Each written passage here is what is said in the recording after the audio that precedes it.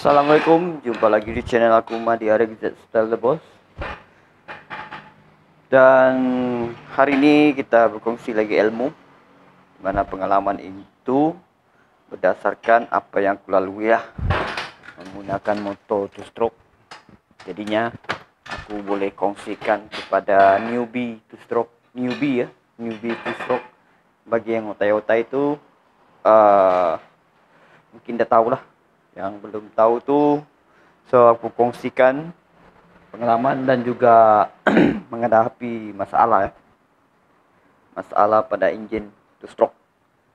Oke, ini adalah bagi komponen yang bagi dia power power yang berada power dalam sebuah enjin two stroke adalah seperti, sekejap lagi aku ambil dia punya komponen yang penting dalam motor two stroke.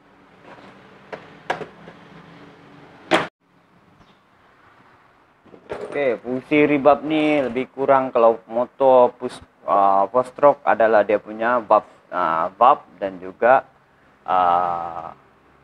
dia punya valve macam rokok am tu, dia akan tekan tu valve, buka tutup dan buka tutup.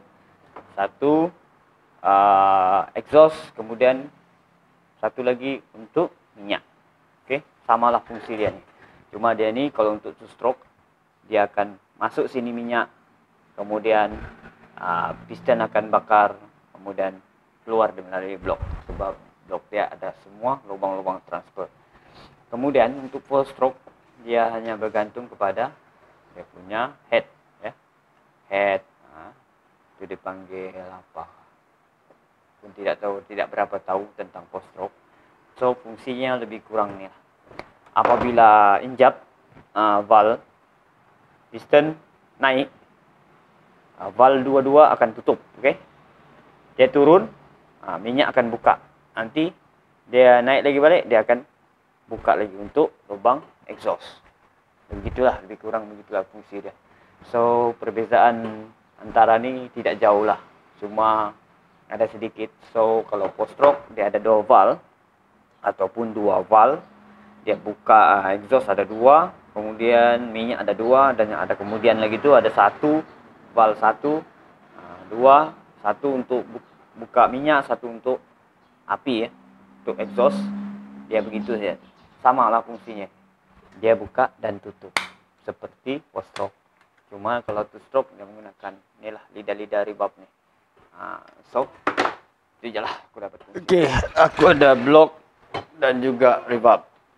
Okey, jadi aku akan buat lagi konten tentang bagaimana kita nak tahu saiz mainjet dan juga pellet jet di tentuan ke bunyi, melalui bunyi ataupun RPM. Dari situ kita boleh tahu mainjet ngam ke tidak ngam. So nanti aku akan buat konten seterusnya sehingga followers dalam ni faham Okey. Okey, satu adalah rebab. Ini komponen sangat penting dalam motor two stroke.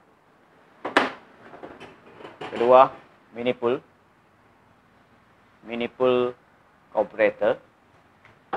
Kemudian blok. Okey, 4 blok.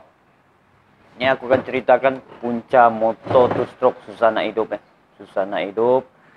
Kemudian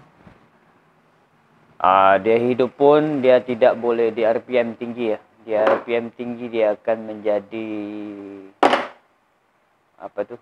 Jadi berat ataupun menjadi lemas. Okey, lemas. Biasa terjadi dia di RPM 6, 7, 8 ya. Memang sangat-sangat susah untuk kita tinggikan RPM bila masalah rebab bocor. Macam mana kita nak tahu rebab ni bocor? So senang guys. Hari ini aku akan kongsikan bagaimana kita nak cek rebab ni bocor. Kita cari lampu lampu sulu ke lampu apa, pokoknya lampu lah. Janji lampu lah. lampu janji, lampu kira lampu apa, lampu seperti begini kan. Oke. Nah, kira lampu ini. Lepas itu lampu ini kita masukkan di dalam nih, di dalam ribab. Kalau tidak ada cahaya lah, kalau dalam bengkel mana ada cahaya lampu kan, nampak guys, bukaan ribab itu seperti nampak cahaya ya. Oke, nampak cahaya ya. Ini adalah bipospo ya. Bipospo, dan juga ini adalah bipos 3. Tapi ini adalah kopi ya. Yang ini kopi ori. Kopi ori pun harga dia 200 lebih aku nak silap. Kopi ori. Ini bipos kopi ori ya. Dia punya bipos timbul macam ni. Tapi sangat mengecewakan. Nah, ini masalah Moto 125 konten semalam. Nah, ini dia punya ribab. So aku masukkan ribab standard balik yang tidak bocor seperti ini. Kemudian motor pun senang hidup, senang set, senang setting. Oke. Kalau motor anda yang masalah begini, susah mau dapat set geng. Sekali kau tukar pellet jet dengan main jet, masih RPM tidak dapat tinggi, bermakna ribab bocor. Oke. Macam ni. Nah, ini pun bocor, nampak? Ini fungsi ribab. Apa tahu? Fungsi ribab ni di dalam blok ya. Dia seperti inilah fungsi ribab ni. Dia akan menahan kompres bila kedudukan piston ke bawah. Okey. Bila piston turun, dia akan menutup ya. Dia akan menutup kompres tadi. Ya. Dia akan tutup supaya tidak keluar pada carburetor. Maksudnya dia masuk boleh, keluar tidak boleh. Inilah fungsi lidah-lidah ni. Okey. Dia akan kumpul di crankshaft tenaga tadi. Kemudian dia akan transfer di lubang transfer port. Ni. Okey. Dia akan kumpul tenaga, tapi yang mengasih ngelakkan bocor ini ya, ribab. Kalau ada bocor, ada leaking, motor kita jadi lemau ataupun menjadi lembab. Okey. Respon pun tidak ada. Okey. Torque speed pun tidak ada, lemah. Inilah fungsi dia. Bila piston ke bawah, ni piston ke bawah, tekanan tadi yang ditarik oleh e-cleaner masuk. Apabila piston ni naik, maksud dia piston ni naik, dia akan menyedut udara masuk ke dalam crankshaft.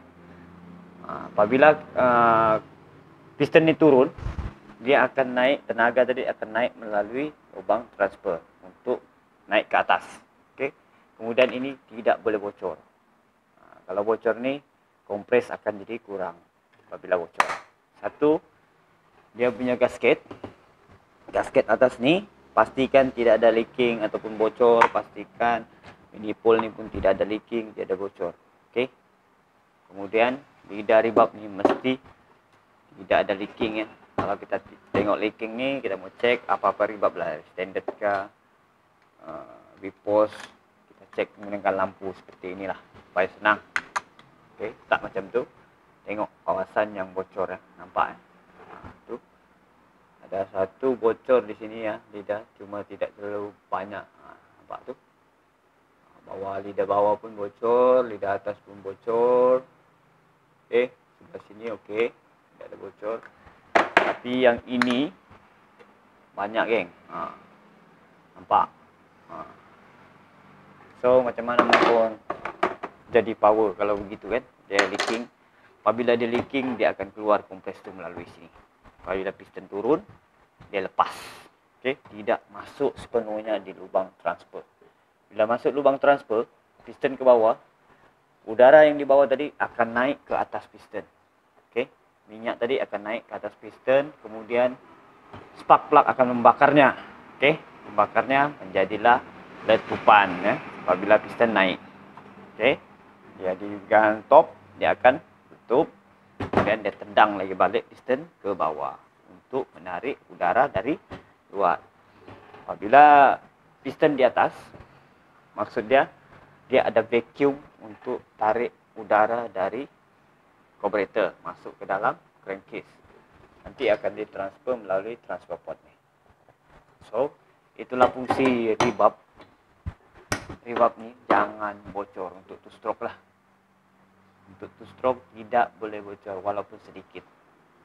Bagi motor kita lagi power, tahan lasak, kemudian boleh ride jauh. Oke, itu ajalah yang dapat aku kongsikan hari ini mengenai penyebab bocor dan juga motor susah nak dapat setting, kemudian susah nak hidup. Oke, assalamualaikum. Terima kasih yang sudah subscribe dan juga yang follow.